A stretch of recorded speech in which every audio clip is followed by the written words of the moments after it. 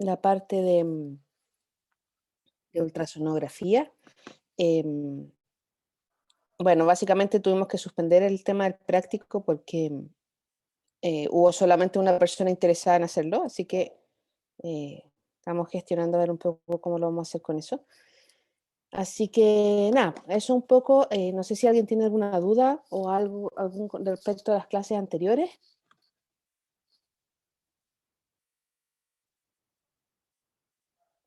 ¿no? Ok. Bueno, vamos a ver algunas cosas en general. Ya respecto a aspectos reproductivos de la ecografía, básicamente esto un poco va a ser una información bastante general. Yo después les voy a dejar un apunte un poco también que va a ser evaluado como material complementario, ¿ya? En relación a la fórmula, de la evaluación, básicamente lo que tiene que ver con todos los aspectos como más de evaluación de gestación, ¿ya? Em, Así que hoy vamos a tener, yo creo, una clase más o menos cortita. Eh, Principalmente en el caso de la hembra, obviamente las indicaciones tienen que ver con eh, una de las grandes usos que probablemente le damos a la ecografía para la evaluación del, del sistema urogenital o genital de la hembra es en relación a la evaluación de gestación, ¿ya? Y eso tiene que ver con el diagnóstico de gestación, posteriormente en relación al seguimiento, la evaluación del tamaño de camada, ya el tamaño y el sexaje fetal, la viabilidad fetal, ya y en pacientes que estén un poco con gestación a término, ya la evaluación del sufrimiento fetal en el caso de que se llegue ya a la fecha probable de parto, por ejemplo, y no hayan signos de parto, ¿ya? Por otra parte, otra, otros usos que se le dan en relación a esto, obviamente la evaluación del útero no gestante, ¿ya? Las evaluaciones ováricas, en relación a pacientes con estro persistente o con anestros prolongados o con, en el caso de la presencia de remanentes ováricos post ovariohisterectomía. Y por otra parte también el monitoreo postquirúrgico, ya en relación a la involución de esos muñones uterinos o a la presencia de otras patologías un poco que se pueden asociar a la presencia o asociar en el fondo a los muñones posteriormente a una cirugía. Bueno, en relación a los ovarios, la localización en general se localizan en el polo caudal del riñón, esa es como la marca anatómica a partir de la cual tenemos que buscar la imagen de las siluetas renales, ¿ya? Hasta 2 centímetros hacia caudal del polo caudal, valga la redundancia, del riñón, ¿ya? No están estrictamente localizados, en el fondo en forma tan estricta en el polo caudal del riñón, pueden estar un poco desplazados hacia medial, pero en el fondo la marca anatómica de referencia en este caso siempre va a ser el polo caudal del riñón. Ahí uno empieza a barrer en el fondo toda el área de exploración hacia caudal y hacia lateral para localizar la imagen ovárica. ¿Ya? Se describe que el tamaño general de la imagen ovárica va aproximadamente de 1,5 centímetros y no presenta grandes variaciones de tamaño entre razas.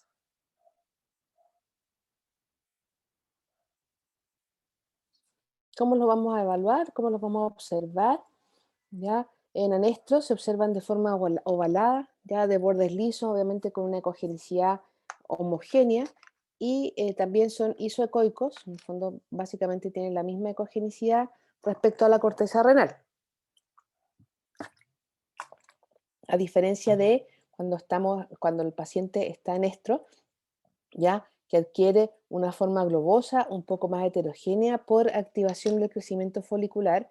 Entonces no vamos a ver una imagen tan lisa como la que vemos aquí, sino que se van a empezar a ver pequeñas estructuras un poco más circulares, de margen un poquito más heterogéneo, ya asociado un poco también a la presencia de folículos, ya que ecográficamente se observan como estructuras quísticas de distintos tamaños, de, de pared delgada y obviamente de contenido anecoico.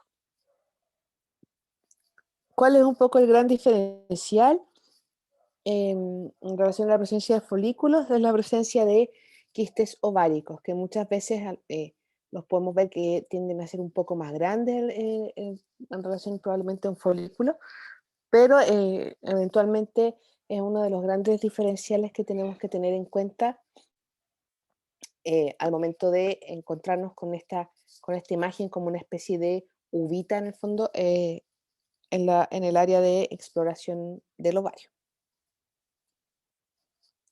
En relación a los quistes, bueno, sabemos que son anecoicos de pared delgada, ¿ya? Como todas las estructuras quísticas en la pared ventral de la imagen, en el fondo, tienden a ser mucho más brillantes y pericoicos con refuerzo posterior, y obviamente pueden ser únicos o múltiples y uni o bilaterales. No necesariamente la presencia de quistes, si encontramos quistes en un ovario, vamos a encontrar la misma imagen en el ovario contralateral. Algunas veces un ovario está normal y el otro está poliquístico. Ya también se describe mucho que en pacientes hipotiroídeas también es bastante frecuente eh, observar en fondo la presencia de ovarios poliquísticos. ¿Ya? Los quistes foliculares se describe que son más frecuentes y que están asociados a signología de estro, ¿ya? Y por otra parte tenemos otro tipo de quistes que son los quistes luteales, ¿ya? Que son únicos de una pared más gruesa y que si nosotros vemos esta imagen en el fondo asociado a un aumento de tamaño uterino con cierto grado de colecta, lo podemos asociar con más frecuencia o podemos sospechar de la presencia de un quiste luteal.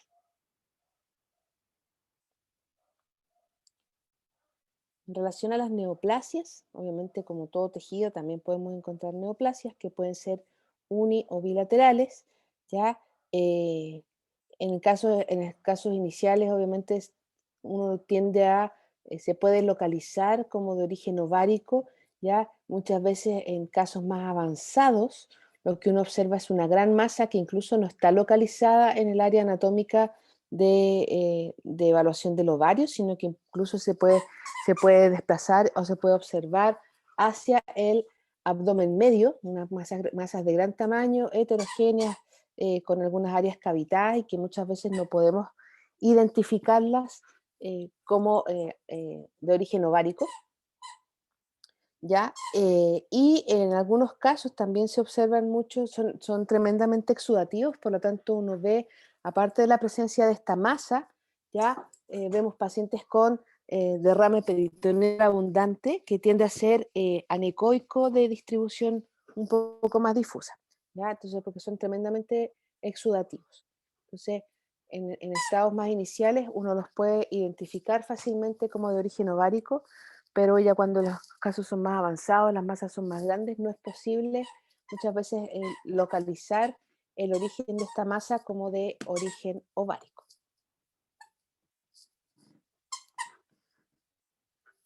Otra gran uso que le podemos dar a la ecografía básicamente es la evaluación o el seguimiento ya en relación a los muñones ováricos y al muñón uterino después de la ovariosterectomía. Y por otra parte también, otra condición que se puede observar es, o que podemos utilizar la ecografía, es la búsqueda en el fondo de ovarios remanentes, ya que muchas veces posterior a o varias histerectomías, pueden quedar pequeños remanentes ováricos y que básicamente lo que vamos a ver en la clínica es la presencia de pacientes ovariohisterectomizadas con signos de estro, ¿ya? Eh, y esto en el fondo no depende necesariamente de el tamaño en el fondo que tenga este remanente, por lo tanto tienen forma y estructura variable, muchas veces uno observa milímetros de tejido ovárico y con la presencia de un quiste, por ejemplo, ¿ya? O múltiples quistes en el área de la evaluación del el muñón ovárico en un paciente ovario histerectomizado, ¿ya? Y en casos más severos, asociados a reacciones inflamatorias marcadas o incluso que se puedan generar rechazo de em, las suturas, ¿ya? Se pueden observar estructuras un poco como se pueden ver acá, son estructuras hiperecoicas, ya de bordes relativamente bien definidos que no corresponden a una estructura tisular muy ordenada, ya, sino que en el fondo pueden corresponder incluso a granulomas, asociados a reacciones inflamatorias, en el fondo muy severas, posteriormente secundario en el fondo a una reacción inflamatoria post-esterilización. Vamos a ver un video, fíjense que está el polo caudal del riñón y vamos a empezar a ver aquí esta estructura circular. Ya, esta está inmediatamente caudal a el polo caudal del riñón. ¿Ya? Entonces hay que hacer un barrido y buscar, ahí uno va diferenciando la estructura. Este es con transductor lineal, por eso un poco ya tiende a verse con tanta definición, ¿ya? Y tan aumentado en el fondo de tamaño, por eso se ve con un poquito más de detalle.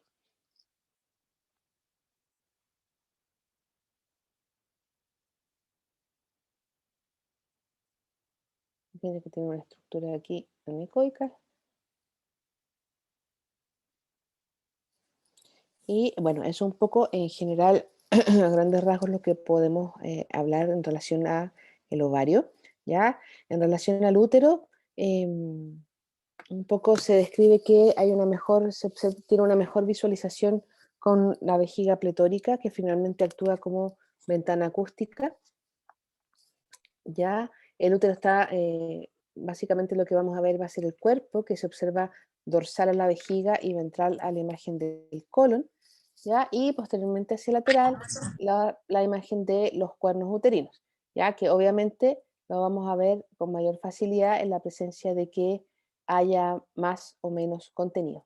Antes de que se me olvide, por favor anoten presente en el chat, ¿ya? Entonces, un poco el cuerpo dorsal a la vejiga, ventral al colon, que es un poco una condición que hay que tener, que es importante, sobre todo cuando uno no tiene mucha experiencia o está recién partiendo con este tema de la ecografía en el fondo, es que cuando los cuernos están con contenido, uno de los grandes diferenciales o algo de lo que hay que descartar es la presencia de, en el fondo el diferencial es el hilo líquido a nivel yeyunal, que no hay que confundirse, ¿ya?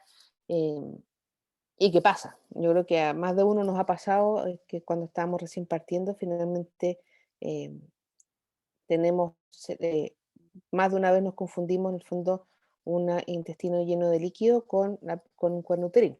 ¿Y cuál es el gran diferencial? La gran forma que podemos diferenciarlo es por la presencia de peristaltismo, ¿ya? Y gas a nivel intestinal. Entonces, si siempre tenemos la duda, que nunca se les olvide quedarse un ratito con el transductor fijo, cosa de que em, en el fondo de esa manera uno puede diferenciar si es que hay presencia de peristaltismo o no, para diferenciarlo del intestino, ¿ya? Y bueno, en forma normal se describe que el diámetro va entre 0,5 y 1 centímetro de diámetro, ¿ya? Normalmente podemos ver una capa mucosa, una porción muscular y una porción serosa. Esto se va a ver con más facilidad en la medida que tengamos transductores de mayor frecuencia o de mejor definición, ¿ya? Y si se fijan, básicamente aquí tenemos una imagen. Esta pelotita anecoica de acá es la imagen vesical y dorsal a la imagen vesical vamos a ver esta estructura ya más tubular con una ecogenicidad relativamente homogénea que corresponde a el cuerpo del útero. Esto es un corte transversal en que básicamente vamos a ver la imagen de la vejiga, ¿ya? La imagen del colon, con un contenido que nos genera sombra acústica, y esta imagen tubular, si se fijan, tiene un poquito de contenido anecoico que corresponde a el útero, ¿ya? En el anestro y en proestro, la estructura del útero es una estructura homogénea, ¿ya? Con una ecogenicidad que tiende a ser similar a la corteza renal, ¿ya? Con una estructura tubular, básicamente sin contenido, ¿ya? Y en proestro y estro se tiende a ver un poco más hipoecoico, ya un componente un poquito más inflamatorio, levemente heterogéneo, pero sin contenido, ¿ya? Por lo tanto, se ve una estructura tubular no saculada, a diferencia de cuando tenemos colectas a nivel uterino.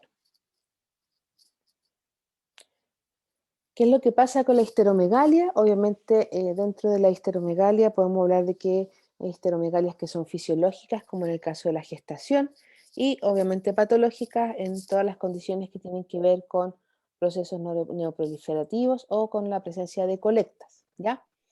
El hecho de que uno tenga una histeromegalia en el fondo, asociado a la presencia patológica, ¿ya? No implica que ecográficamente se va a ver en forma homogénea. Hay distintas presentaciones y las podemos evaluar, lo podemos observar o lo podemos encontrar de distintas maneras, ¿ya? Muchas veces vemos em, un aumento de tamaño focalizado de uno de los dos cuernos, ya con contenido obviamente variable, de cogenicidad variable. El cuerno contralateral puede estar normal o pueden estar aumentados los dos cuernos, ya tienen distintas formas de presentación. Esto no es estático que vamos a decir, ok, cuando hay histeromegalia están los dos cuernos aumentados de tamaño, con contenido similar, etcétera. No, ya. Entonces tiene lo podemos observar de distintas maneras. Obviamente el tipo de contenido que vamos a observar en ese útero también tiende a ser variable, ¿ya? Con contenidos en el fondo que tienden a ser un poco más anecoicos en el caso de la mucometra, ¿ya? O la hidrometra, que tienen que ser un contenido un poquito más líquido, ¿ya? O en el caso de las piometras, que como su nombre lo indica, obviamente es un contenido que de frentón ecográficamente es mucho más celular y que si nosotros lo vemos en forma macroscópica ya tiende a ser purulento. ¿Ya? Por otra parte, en el caso de la histeromegalia, el grosor y el espesor de la pared del útero que nosotros nos vamos a encontrar también va a tender a ser variable, ¿ya? Hay algunas condiciones en que tenemos úteros obviamente que están muy aumentados de tamaño, con mucho contenido y que vamos a ver prácticamente una pared delgada sin mucha modificación. Y en algunos otros casos podemos encontrar también de que asociado a este aumento de tamaño uterino, vamos a ver un engrosamiento de la pared, esta es una imagen de internet, ¿ya? Un engrosamiento de la pared con muchas estructuras anecoicas, ya de pared delgadita, de distribución difusa por toda la pared en el fondo de esta pared engrosada del útero, ya que tiene que ver un poco con la hiperplasia endometrial quística. Por lo tanto, todo lo que tenga que ver con histeromegalia puede tener todas las formas de presentación que a ustedes se les pueda llegar a ocurrir, ¿ya? Y la podemos un poco clasificar bien a grandes rasgos dependiendo un poco de el tamaño de este útero. Ya la podemos clasificar como una histeromegalia leve, cuando el diámetro es de hasta 1,5 centímetros.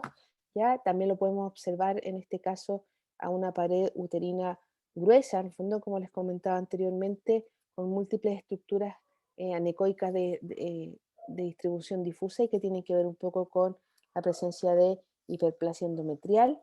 Ya podemos hablar de una histeromegalia moderada, cuando va entre 1,5 y 2,5 centímetros, ¿ya? Y que básicamente tiende a tener además un aspecto más sacular, ¿ya?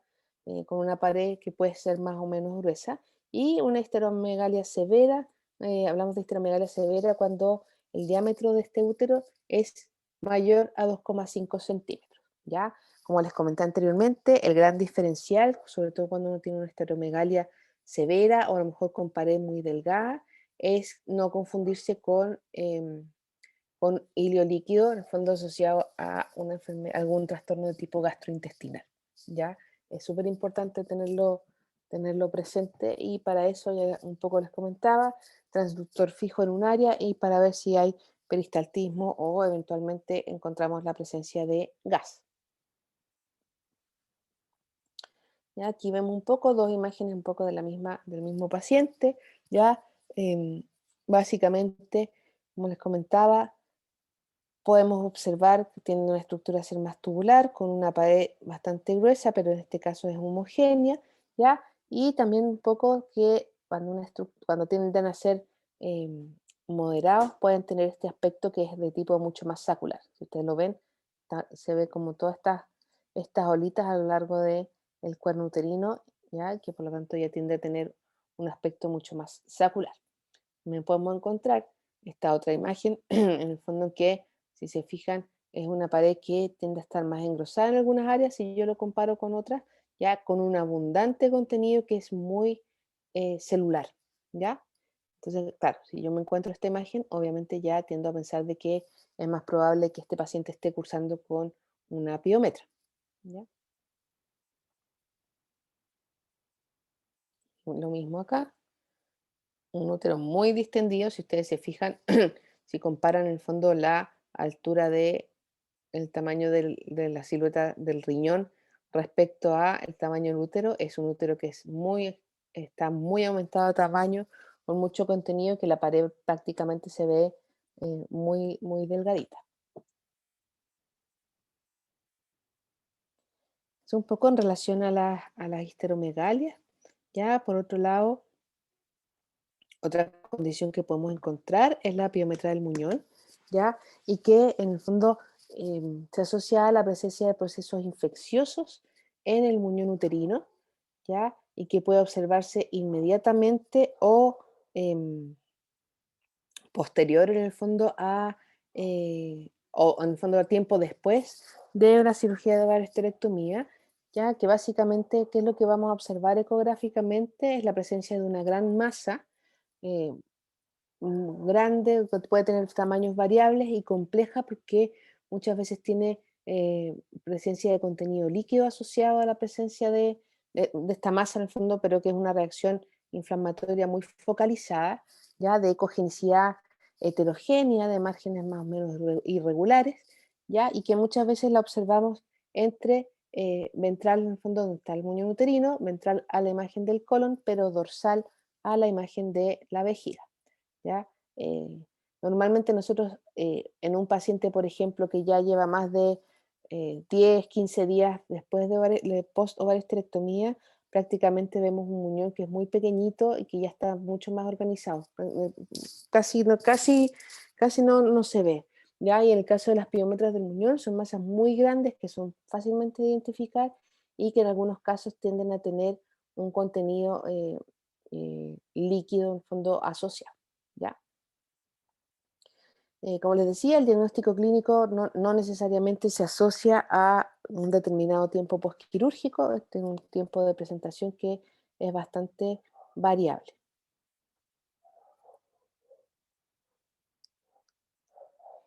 Y por otra parte, también la presencia de neoplasias, obviamente como eh, estamos hablando de un tejido, nos podemos encontrar con distintos tipos de neoplasias, principalmente asociados a, uno, la estructura muscular que tiene el útero, ya principalmente los leiomiomas y los leiomiosarcomas, y por otra parte también podemos encontrar otro tipo de neoplasias asociado básicamente a el componente glandular un poco que va a tener este útero, principalmente de tipo adenomas y adenocarcinomas, ya que básicamente no tienden a tener una forma de presentación bastante variable, con engrosamientos focalizados de la pared, ¿ya? Con, en el fondo, pérdida de la estructura, de márgenes más o menos irregulares. No necesariamente está lo mismo que les comentaba en el caso de la histeromegalia asociado a colectas, en el fondo. No todo el útero va a estar aumentado de tamaño en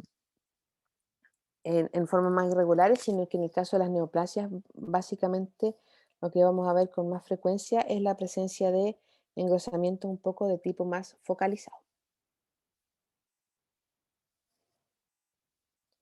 ¿Qué es lo que pasa un poco en relación al tracto reproductor del macho? Básicamente lo que vamos a observar tiene relación con la presencia de, en fondo, o alteraciones a nivel prostático y testicular. ¿Ya? Por lo tanto, la signología clínica que vamos a observar tiene que ver un poco con la presencia de signos clínicos asociados muchas veces a tracto urinario en el caso de la próstata, que tiene que ver con estranguria o poliaquiuria o hematuria, en el fondo al final de la micción, ¿ya? O la presencia o la palpación de una masa definitivamente. Y por otro lado, la presencia de alteraciones testiculares, ¿ya?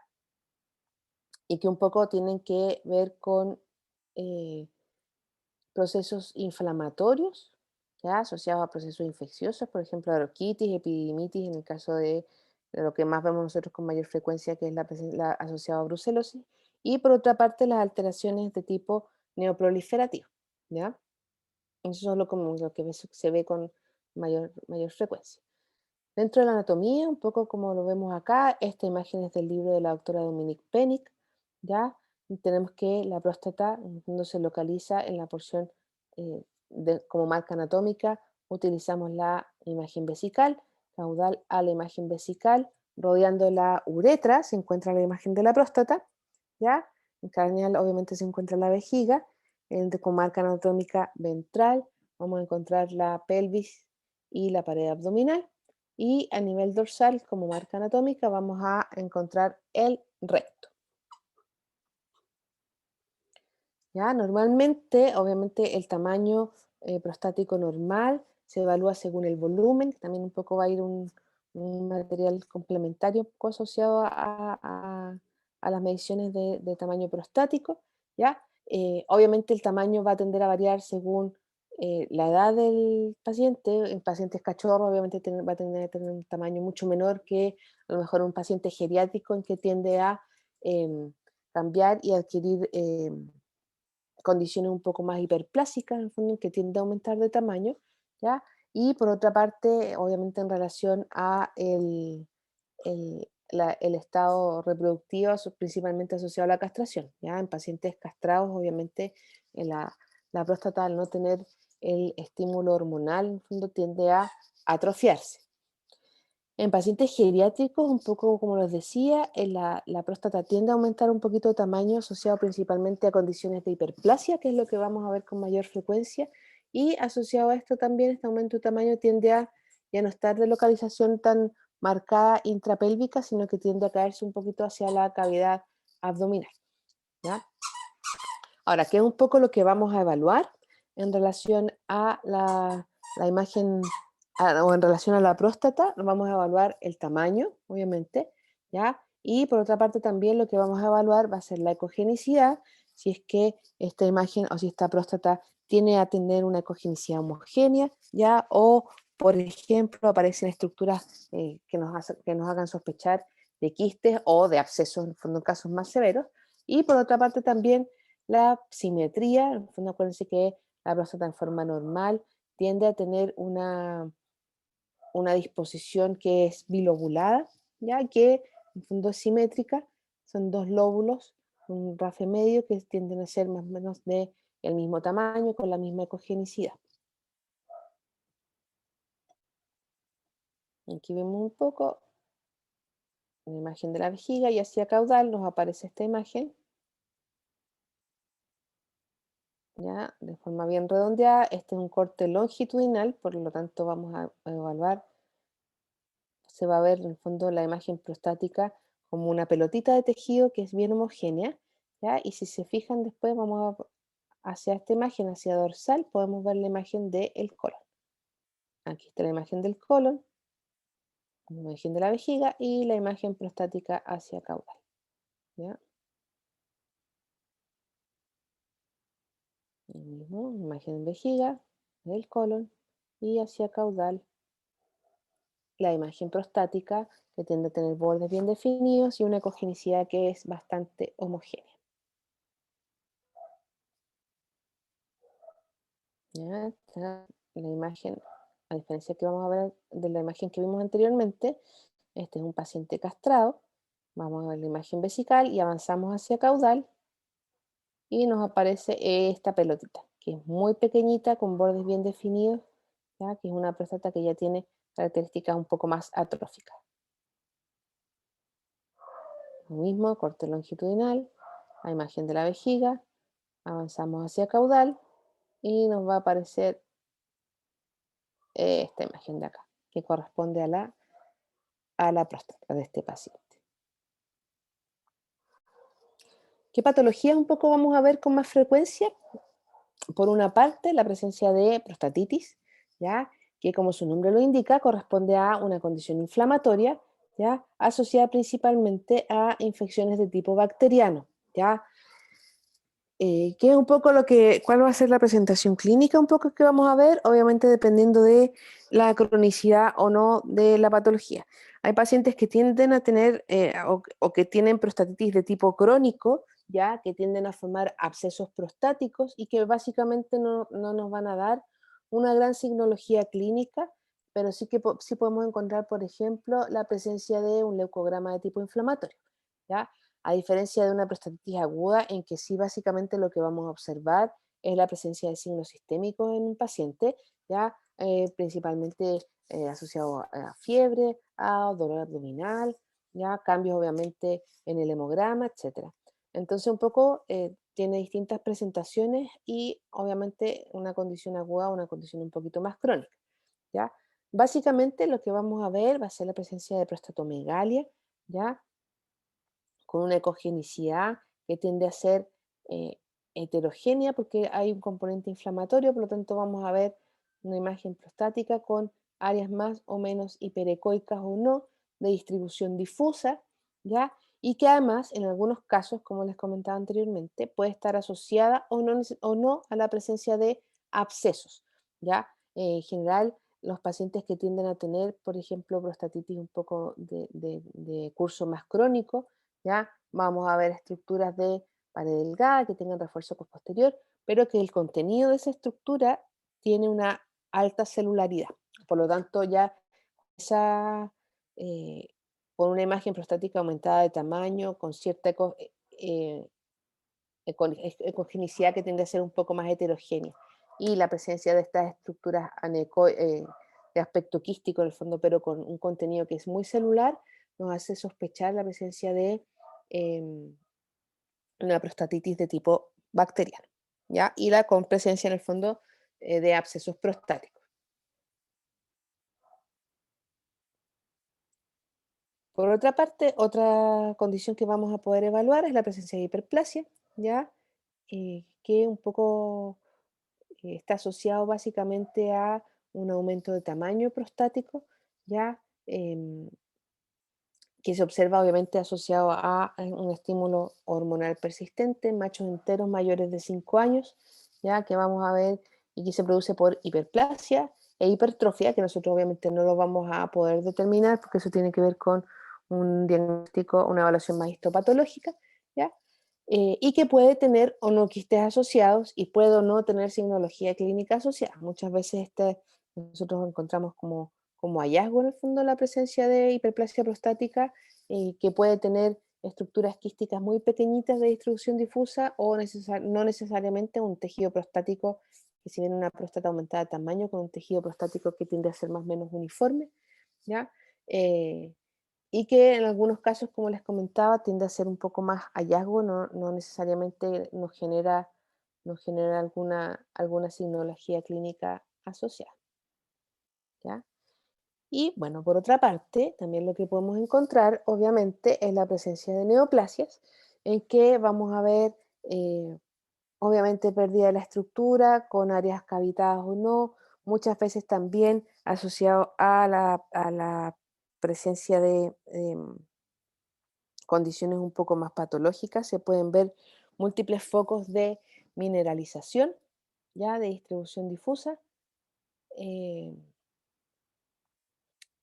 en esta imagen prostática que va a estar muy aumentada de tamaño, con áreas como más cavitadas y con un puntillado hiperecoico que genera sombra distal y que un poco corresponde a focos de mineralización, ¿ya?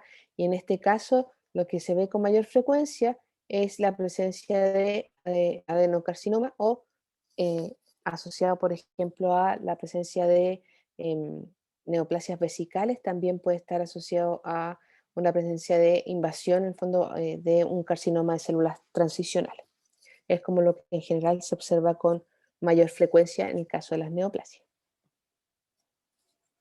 ¿Ya? Aquí vamos a ver un cuadrito un poco que vamos a ver básicamente eh, cómo podemos encontrar algunas patrones ecográficos, con qué patologías un poco lo podemos asociar con mayor frecuencia, ¿ya? En el fondo con patologías quísticas, con estructuras cavitarias, heterogéneas, hipoecoicas o anecoicas. Dentro de las patologías que podemos encontrar es la prostatitis aguda, la presencia de abscesos, ¿ya? Y la presencia de quistes intra o paraprostáticos.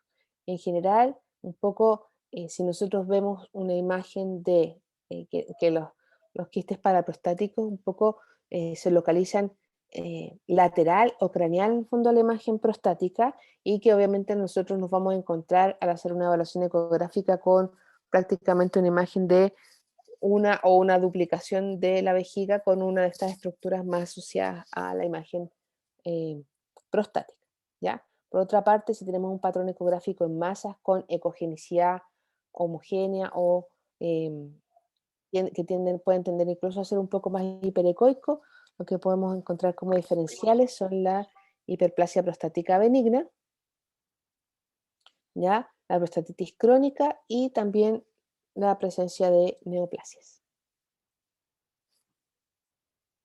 ¿Ya? Aquí un poco una imagen, un corte transversal, si ustedes un poco ven en esta imagen, vamos a ver una, una imagen prostática que tiende a ser un poquito más, empezamos a seguir los bordes, este es un corte transversal, ¿ya? De una imagen prostática normal, y a la diferencia en un corte longitudinal, vamos a ver una estructura que tiende a ser un poquito hiperecoica, homogénea y con bordes bien definidos que se localiza caudal a la imagen vesical. ¿Ya? En un corte transversal lo que vamos a ver va a ser que a dorsal de la imagen de la próstata, en el fondo vamos a ver la imagen de el colon.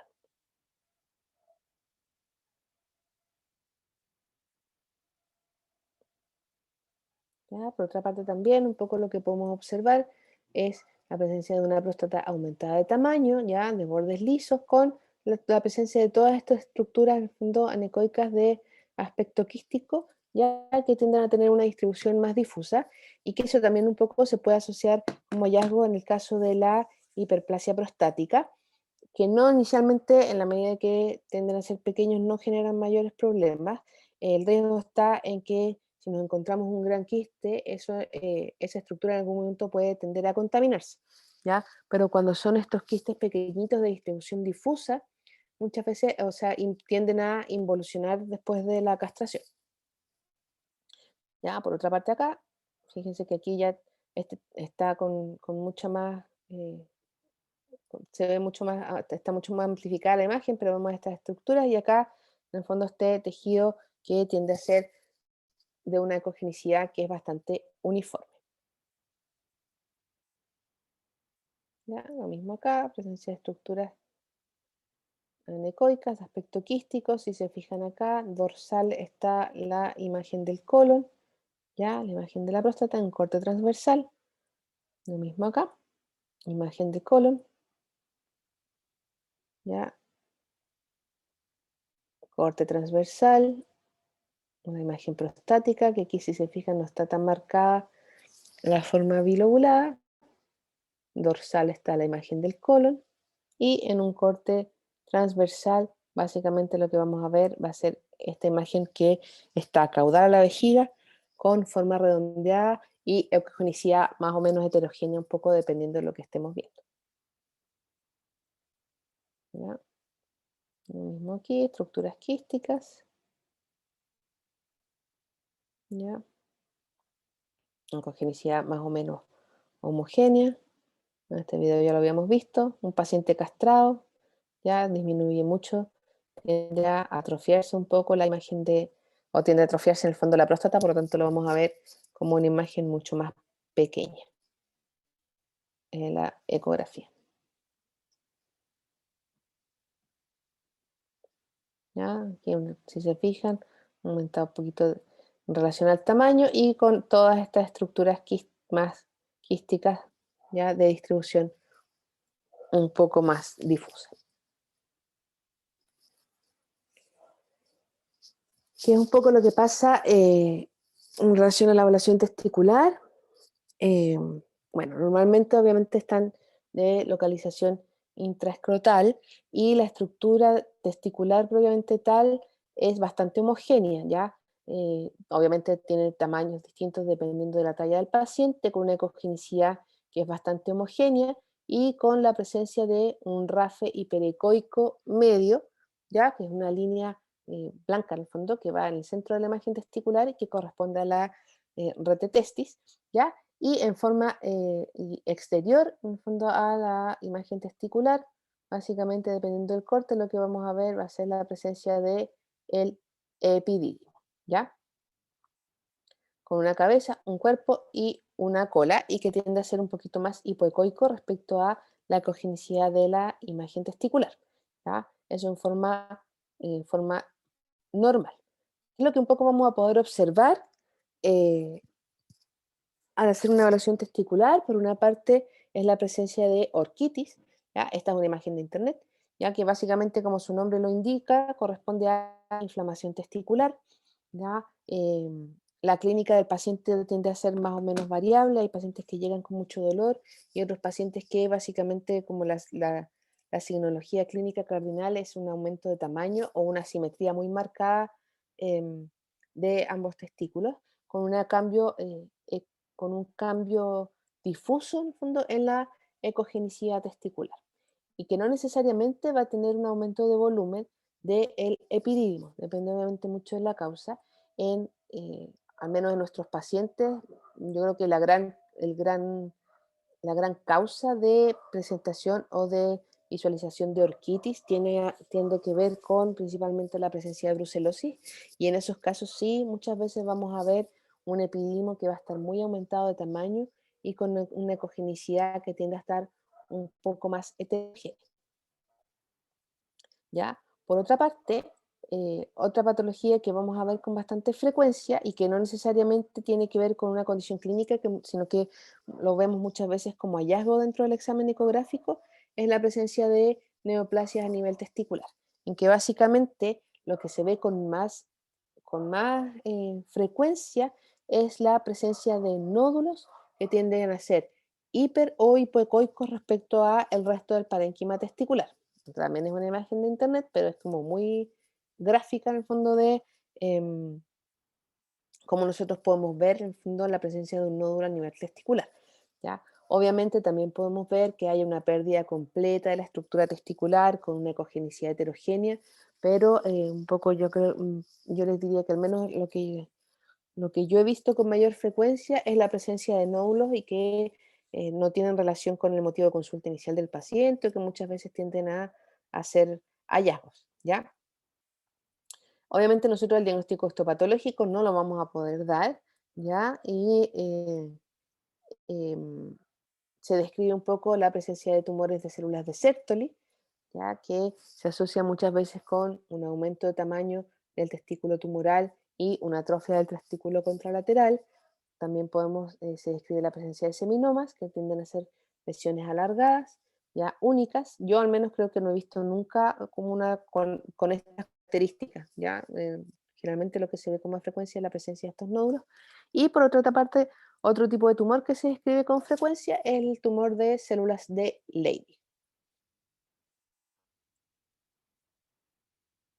Otra patología que podemos ver, que yo les diría que un poco menos frecuencia, es la torsión testicular, ¿ya? En que básicamente lo que se observa en la clínica del paciente es un aumento de volumen testicular unilateral y que es extremadamente doloroso. O sea, como que el signo cardinal un poco del paciente es que el paciente llega con mucho dolor, ya asociado además, bueno, que un testículo que está evidentemente más aumentado de tamaño comparado con el otro, ¿ya?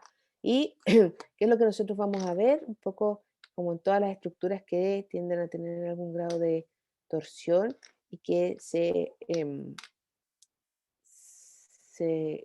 restringe un poco el aporte sanguíneo, ¿ya? Va a tender a tener una ecogenicidad mucho más heterogénea, con áreas hipoecoicas, ¿ya? Con un aumento del tamaño del epidídimo, del cordón testicular y una edema escrotal, que básicamente ya no vamos a ver una capa hiperecoica delgadita que rodea el testículo, sino que un engrosamiento marcado y que tiende a tener una ecogenicidad un poco más disminuida. Y otra condición que vamos a ver con alta frecuencia es la presencia de testículos retenidos, ¿ya? Que pueden tener localización intraabdominal o inguinal. Se escriben que entre los 5 y los 6 meses se cierra el conducto inguinal, por lo tanto, los testículos ya deberían estar localizados a nivel escrotal. Em, y en general, claro, es una condición que es heredada, por lo tanto, los pacientes que tienen esta patología, la indicación por una parte es la castración, y por otro lado, muchas veces nos hace un poco sufrir el tema de los testículos retenidos porque en algunos casos tienden a ser un poquito más móviles entre el escroto y el canal inguinal, por ejemplo, ya sobre todo en felinos, los testículos retenidos en general, como recomendación es hacerle un seguimiento em, o un chequeo lo más cercano a la cirugía posible para forma de verificar efectivamente la localización. ¿Ya?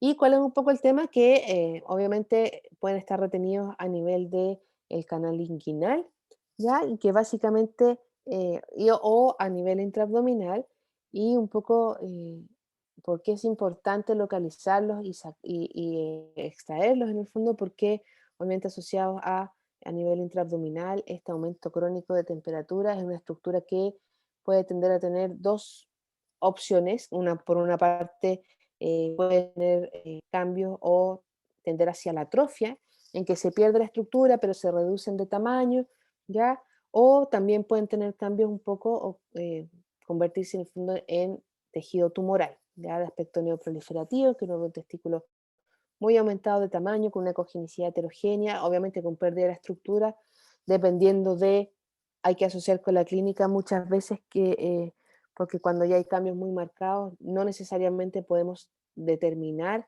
que esa masa que vamos a ver tiene un origen testicular, sino que el diagnóstico finalmente eh, va a ser el histopatológico, ¿ya? Y a nivel inguinal, básicamente podemos ver testículos con la estructura conservada o que tienden a eventualmente atrofiarse, pero todos estos testículos retenidos pueden tener en algún minuto cambios de tipo neoproliferativo, así que por eso es importante localizarlos y finalmente sacarlos, ¿ya? Bueno, es un poquito en general en relación a los aspectos reproductivos de la ecografía. No sé si tienen alguna duda.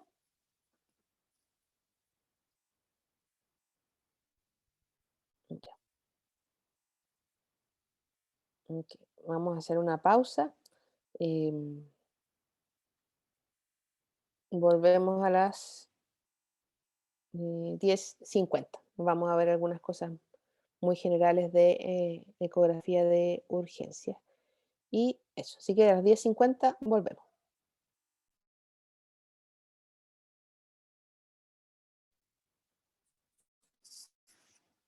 Ya. ¿Me escuchan?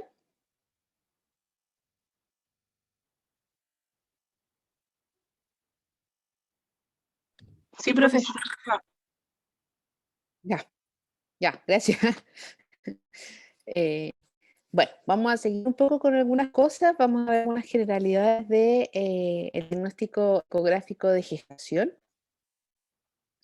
que, bueno, todavía un poco lo seguimos viendo a pesar de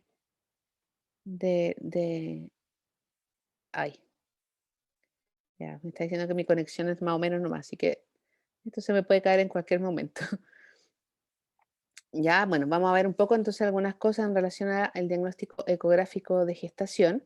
Ya, como generalidades, un poco lo que podemos indicar es que podemos empezar a observar cambios ya más evidentes a nivel uterino entre el día 21 y 35 días postcruza. En general se describe que para hacer un diagnóstico certero de gestación, em, lo recomendable es alrededor del día 20-25 postcruza hacer al menos la primera ecografía. ¿Ya? Se describe que hay una histeromegalia entre 7 días postcruza en caninos y 4 días postcruza en felinos, ¿ya? Y ¿por qué un poco se recomienda alrededor de entre el día 20 y 25? Porque ya podemos detectar la presencia de sacos gestacionales, por lo tanto, no depende con tanta especificidad de que tengamos un equipo con muy alta sensibilidad para poder hacer una detección de sacos gestacionales, ¿ya? En felinos ya se detectan sacos gestacionales alrededor del día 11 post-cruza, ¿ya?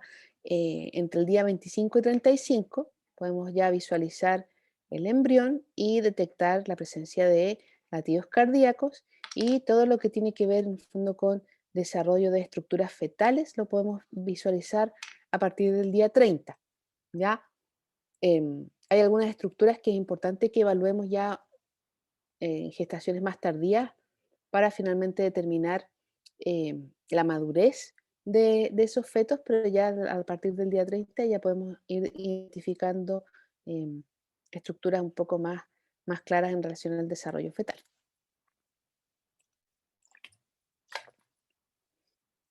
Entre el día 38 y 42, ya normalmente hasta el día 38 42 cruza, normalmente los pulmones tienden a ser isoecoicos respecto a el hígado, o sea, básicamente tienen una ecogenicidad que es igual, ¿ya? Y a partir del día 38 42 en adelante ya empiezan a visualizarse más hiperecoicos. Entre el día 39 y 47 ya podemos visualizar en el fondo las estructuras renales, la diferenciación córtico-medular, que es un indicador importante de madurez fetal. Y por otra parte, de la presencia del intestino, ya lo podemos diferenciar claramente entre el día 57 y 63, ya presentando peristaltismo ya a partir de los últimos 4 días. ¿Ya? Por lo tanto, es un claro indicador de madurez fetal, la presencia de peristaltismo a nivel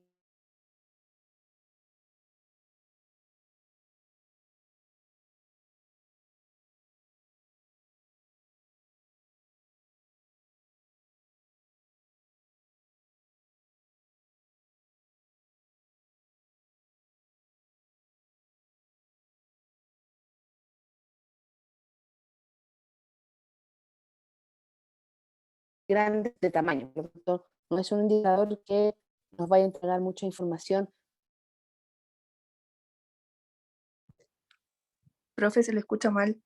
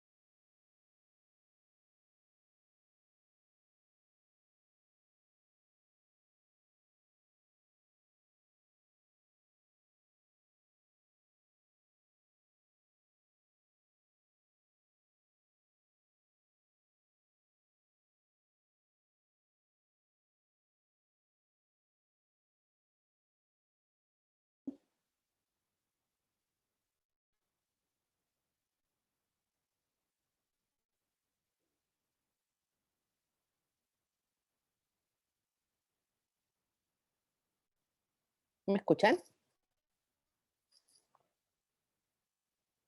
Sí, ahora sí, ¿Sí? profe. Ya. Sí, es que me desconecté. Vamos a ver, ojalá que no, que no me caiga de nuevo. Vamos a ver. Ok, ya, entonces, oh, parece que no. Ah, sí.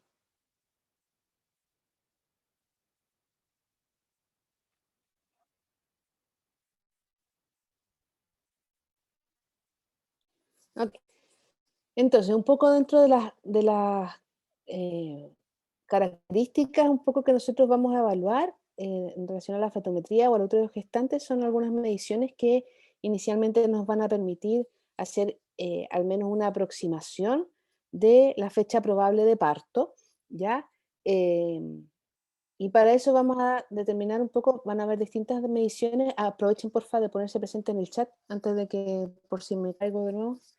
Em, entonces vamos a evaluar algunas condiciones que nos van a permitir hacer unas aproximaciones en relación a la fecha probable de parto según el distinto desarrollo o dependiendo un poco de la edad gestacional, un poco que tenga ese paciente. Ya un poco se indica que el diámetro del saco gestacional hasta el día 40 es alrededor de 3 centímetros. Y otras mediciones que un poco vamos a hacer, podemos hacer la determinación de el diámetro biparietal, que en el fondo lo que uno hace es una medición de ancho en el fondo del cráneo de ese feto.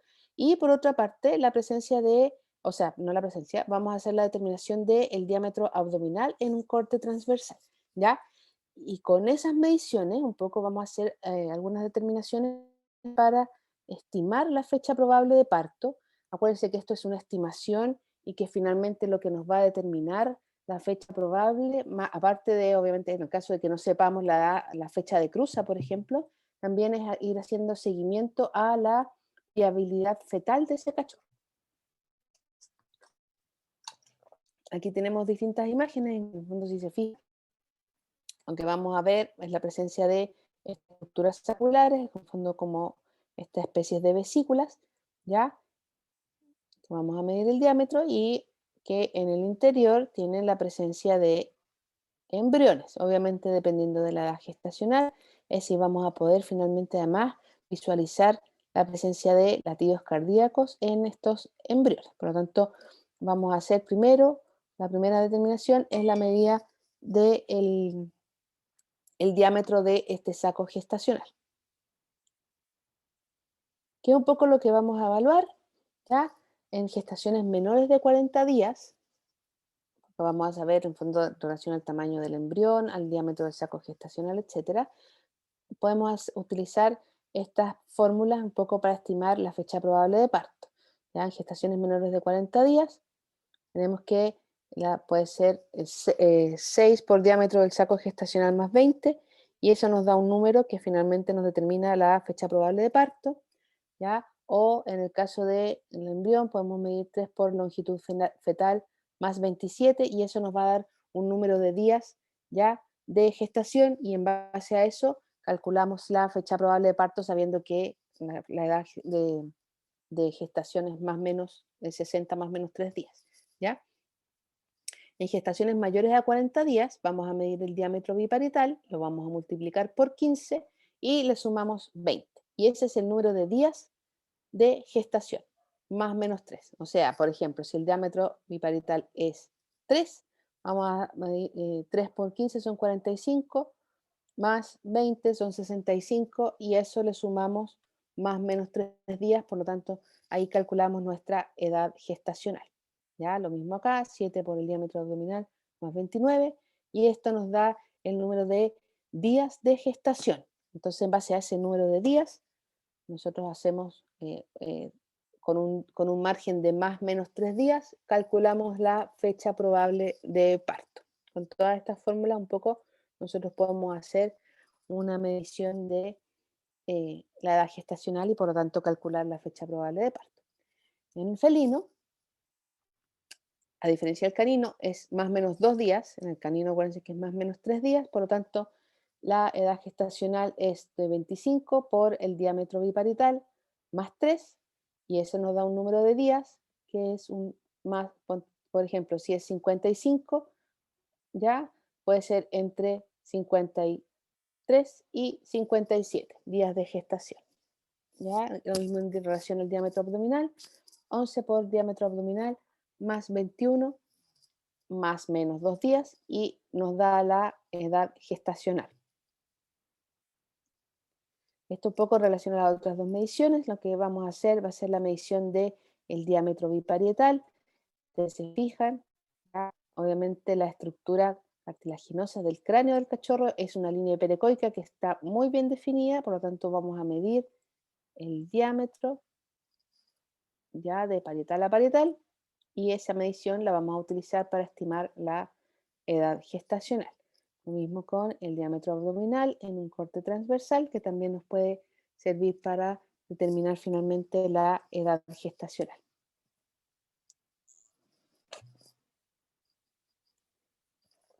Una línea hiperecoica, el cráneo del canino, diámetro biparietal, ya, aquí estamos viendo.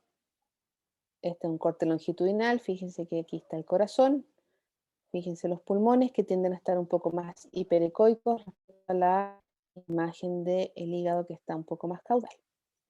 Estas son las extremidades, fíjense las líneas que son ya un abdomen, estómago lleno de líquido, hacia acá está el hígado, acá están los pulmones con el corazón. ¿Ya? Este es un feto con una mucho menor edad gestacional, fíjense que básicamente no podemos distinguir con tanta claridad las estructuras. Si vamos a ver acá, si se fijan un poco con harto detalle, van a ver que se puede determinar la viabilidad, o aparte de que se está moviendo, ¿ya? Acá se observa el corazón, ahí están los latidos cardíacos, hacia acá está el cráneo, y avanzamos hacia caudal, aquí está el tórax y el abdomen. Entonces podemos medir en el fondo la longitud fetal y en base a este o a las determinaciones en el fondo del tamaño de vesícula, determinar la edad gestacional.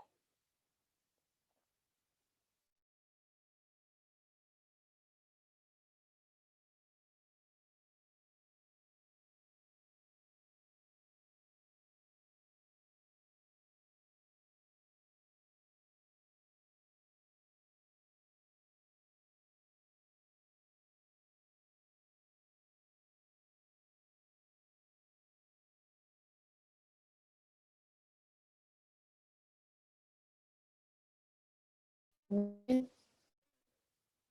vamos a ver si podemos.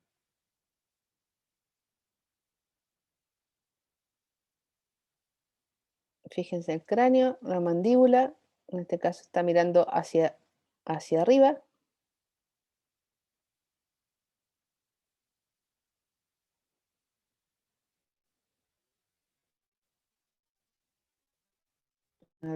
Fíjense que abre la boca, hacia acá está el cuello. Podemos ver aquí un poquito la imagen del corazón. ¿Ya? Distintas edades gestacionales, obviamente aquí no distinguimos con tanta frecuencia, una edad gestacional más temprana. ¿Ya? Y otro parámetro que también podemos medir, en el fondo en el caso de los cachorros, es la frecuencia cardíaca, ¿ya? Y que también nos va a servir un poco como indicador para evaluar qué es lo que pasa si es que hay sufrimiento, signos de sufrimiento fetal, ¿ya? O qué tanto cercano a la fecha de parto podemos estar en relación a ese paciente. Se describe que entre 36 a 48 horas antes del parto, la frecuencia cardíaca va alrededor de los 200 latidos por minuto y en la medida que nos vamos acercando a la fecha o al momento del parto, la frecuencia cardíaca empieza a disminuir. ¿Ya? Entre 24 y 36 horas, 190 latidos por minuto, y entre 12 y 24 horas se describe que va entre 180 y 190 latidos por minuto. ¿Ya? En general, un patrón, un gran indicador en relación a, por ejemplo, tenemos una hembra ya con fecha de parto y que los latidos cardíacos van bajando de menores a 180 latidos por minuto, sí es un indicador de sufrimiento fetal, ¿ya? Ahora, hay que hacer un poco mediciones seguidas porque muchas veces la frecuencia no tiende a ser tan estable en el tiempo, muchas veces tiende a bajar, después se tiende a normalizar, pero es un indicador que nos puede servir un poco también como antecedente para determinar si es que hay sufrimiento fetal. ¿Qué es lo que pasa con el útero posparto? Normalmente, obviamente posparto, uno ve un útero tremendamente tamaño, con un patrón endometrial, con una pared muy engrosada y que puede tener cierto nivel de colecta que es discreto. Se describe que el útero ya finalmente termina con una involución completa entre 3 y 4 semanas posparto. Ya entre el día 1 y 4, como les decía, un útero muy aumentado de tamaño, con contenido líquido, ¿ya? Y con paredes hiperecoicas. Entre el día 8 y 24 ya empieza a observarse un adelgazamiento de la pared uterina y en el caso de los felinos ya básicamente al día 24 posparto ya el útero involucionó en forma completa. ¿Ya? Fíjense, un útero posparto con una pared muy engrosada, con un escaso contenido líquido en el lumen, ¿ya? Pero prácticamente todo esto es pura pared. ¿Qué es lo que pasa con la gestación anormal? Se describe que antes del día 25, si hay muerte fetal, se genera reabsorción completa de ese embrión, ¿ya? Empieza a reducirse el tamaño embrionario, en que obviamente no vamos a ver latido cardíaco y hay colapso del saco gestacional, ¿ya? El hecho de que uno vea un feto con signos de muerte fetal puede estar en fondo, puede encontrarse en forma paralela a, al resto de una gestación normal. O sea, puede que haya un cachorro con muerte fetal y el resto del esto del método está absolutamente viable y no va a pasar absolutamente nada, ¿ya? Ahora, eh, sí obviamente implica que haya que hacer controles seriados, cosa de que obviamente no se genere signos de maceración o de infección asociados a esa muerte fetal y que finalmente puedan terminar con una necrosis de la pared uterina o de muerte del resto de los cachorros, ¿ya? Después del día 35 lo que vamos a ver obviamente va a ser ausencia de latidos cardíacos, se pierde la estructura normal, uno ya prácticamente no ve esta diferenciación entre el tórax y el abdomen, tienden a perderse un poco la estructura del riñón, como la solemos ver en forma normal, ¿ya? Y obviamente en algunos casos, dependiendo de que si hay casos o que si hay una maceración asociada, lo que podemos observar es la anormal presencia de gas, ¿ya? Es un poquito en relación a el diagnóstico ecográfico de gestación. Yo, como yo les decía, igual les voy a entregar material complementario que no va a entrar a la prueba, para lo que va a entrar va a ser lo que, básicamente lo que conversamos ahora en la clase, ¿ya? ¿Alguna duda? No, profe. Ok.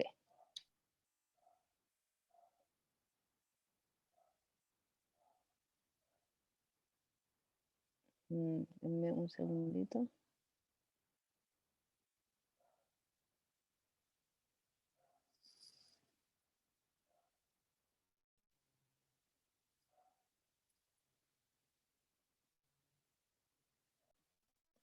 Ya, un poco como les comentaba, vamos a ver algunas cosas un poco que tienen que ver con el ultrasonido en urgencia.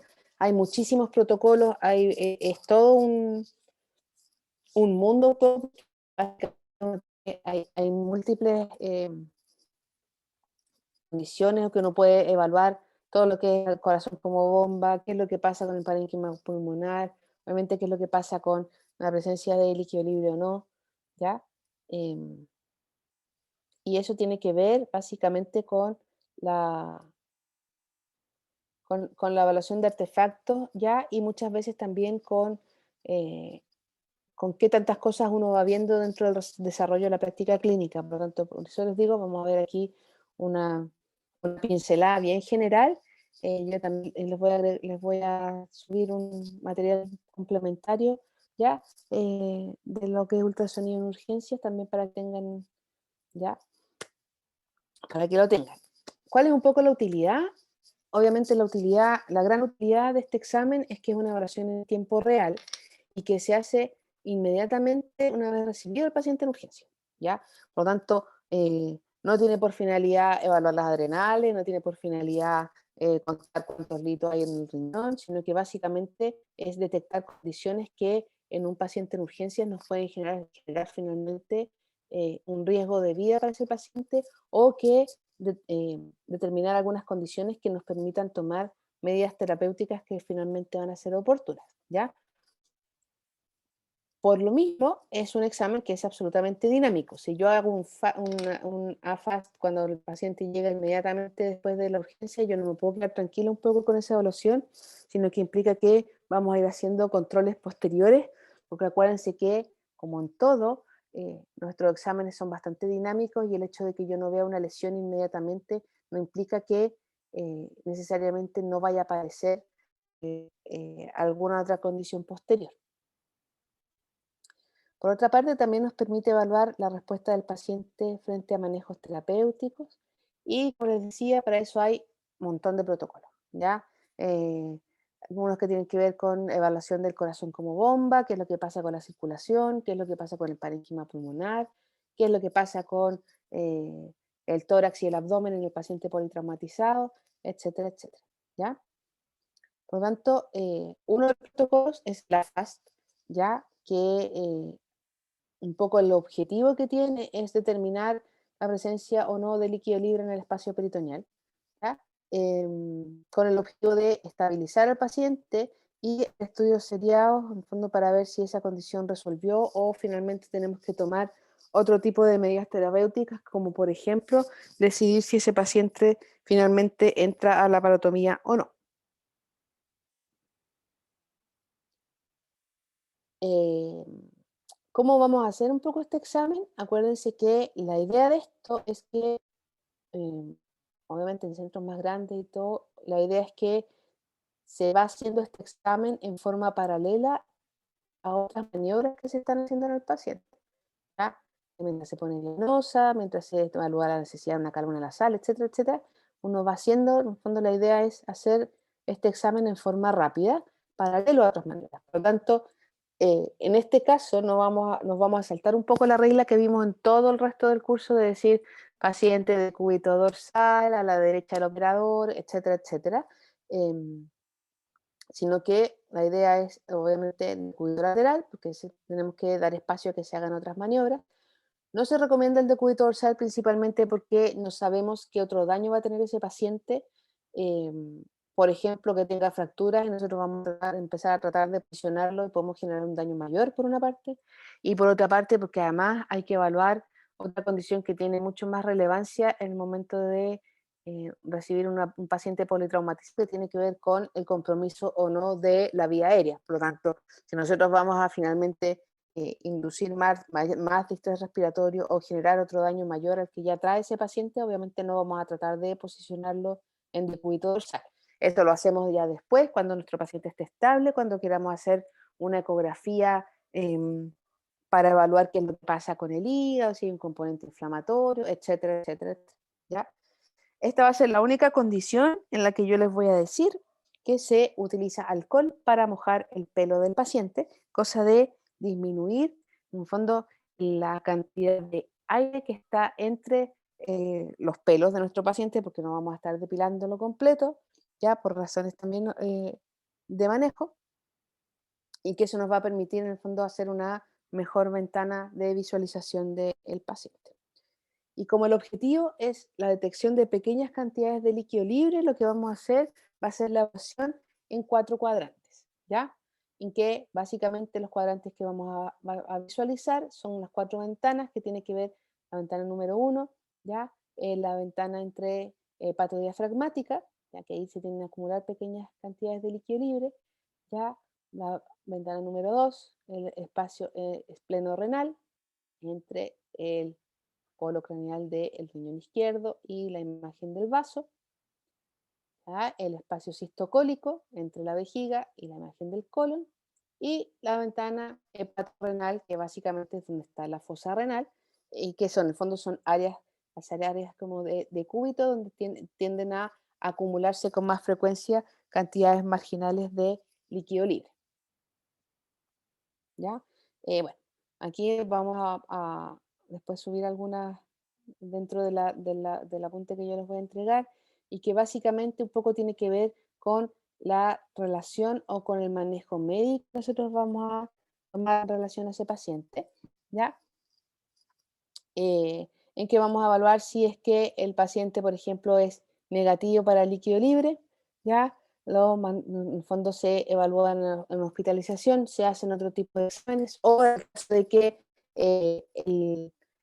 el paciente tenga grandes cantidades de líquido libre, podamos evaluar en el fondo qué es lo que pasa con la estabilidad de ese paciente en términos hemodinámicos, por ejemplo, o tengamos que la necesidad de hacer una paracéntesis abdominal para determinar qué tipo de fluido estamos observando y según eso, en el fondo, tomar decisiones terapéuticas que pueden ir entre hacer un chequeo o un monitoreo seriado de la cantidad de líquido libre que estamos encontrando, ¿ya? O hacer transfusiones, o definitivamente ingresar con ese paciente a pabellón. ¿Ya? Por lo tanto, lo que vamos a hacer va a ser clasificar la presencia o ausencia de líquido libre en los distintos cuadrantes. Y la idea un poco es estandarizar esta medida, cosa de que si alguno de ustedes hace el FAST y yo lo vaya a hacer posterior, en el fondo sepa qué es lo que voy a evaluar y que podamos tener un punto de comparación, ¿ya? Por lo tanto, esa es un poco la idea de evaluar los 4 cuadrantes y indicar en el fondo si es positivo o no para cada cuadrante que estemos evaluando. ¿Qué es lo que pasa con el TFAST? Un poco, la idea es evaluar un poco qué es lo que pasa con ese parénquima pulmonar en caso de dificultad respiratoria, ¿ya? Este es el examen que hacemos inicial en un paciente politraumatizado y que básicamente lo que vamos a hacer va a ser el análisis de ese parénquima en base a los artefactos que nosotros nos vamos a encontrar. Que cuando hacemos una evaluación abdomen es lo que nunca queremos encontrar, pero en este caso nos sirven para tomar algunas determinaciones o hacer una evaluación general de ver qué es lo que está pasando con el tórax de ese paciente, ¿ya? Por otra parte, otro examen que podemos hacer en relación a la evaluación del tórax a nivel de ultrasonido es el Blue, que básicamente no tiene que ver con un paciente politraumatizado, sino que tiene que ver con un paciente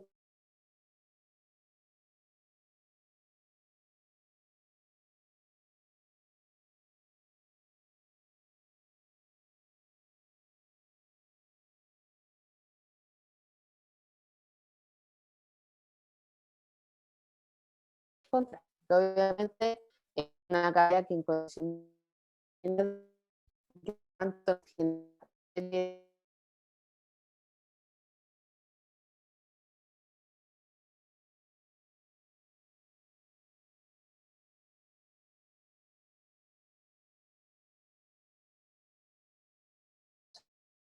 o vamos a hacer una evaluación de un paciente politraumatizado y en el caso del Blue es un protocolo que se utiliza para el paciente con disnea aguda que no necesariamente está traumatizado. ¿Y qué es lo que vamos a analizar? La presencia de líneas A y de líneas B. Esperen, porque no sé si me desconecté. Ah, no.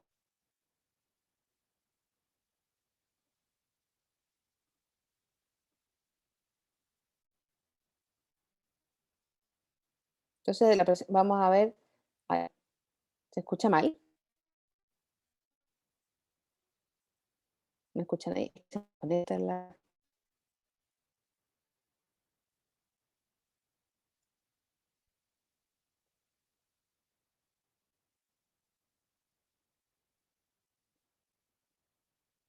¿Me escuchan? Sí, profe. Ahora sí la Ah, escucho, sí. profe. Puta, perdón. Entonces, eh, dijimos que básicamente lo que vamos a hacer va a ser evaluar artefactos al momento de evaluar el parénquima pulmonar y vamos a ver la presencia de líneas A y de líneas B, básicamente, ¿ya? Y la presencia de o no de deslizamiento pleural, ¿ya? Entonces, vamos a ver, aparte de la presencia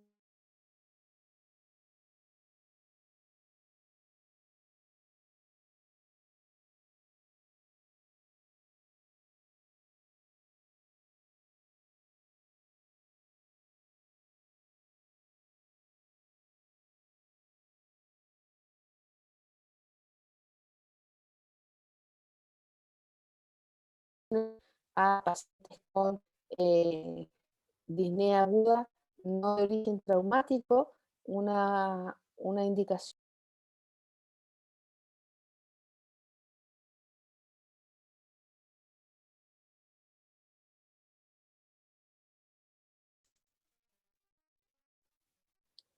¿Cómo lo vamos a observar? La idea es observar en el fondo la presencia o en el fondo todos los campos pulmonares mediante el ultrasonido. Profe, ¿Sí? ¿no hay alguna forma de que pueda arreglarse un señal? Sabe que se le va, el audio no se escucha nada. Ya, entonces vamos a hacer lo siguiente, vamos a dejar la clase hasta acá porque no tengo cómo arreglar la señal porque no tengo internet. Así que vamos a dejar la clase hasta aquí y yo les voy a subir la grabación apenas esté conectada, voy a hacer la grabación y la subo como material complementario porque lamentablemente no tengo otra forma de arreglarlo porque no tengo internet en mi casa y estoy con el teléfono, ¿ya? Entonces no tengo otra forma de arreglarlo. Dejémoslo hasta aquí y yo les subo la clase después completa, ¿ya? Mejor, No, profe, súper. ¿ya? No, Ya. Entonces ahí, bueno, cualquier cosita me escriben.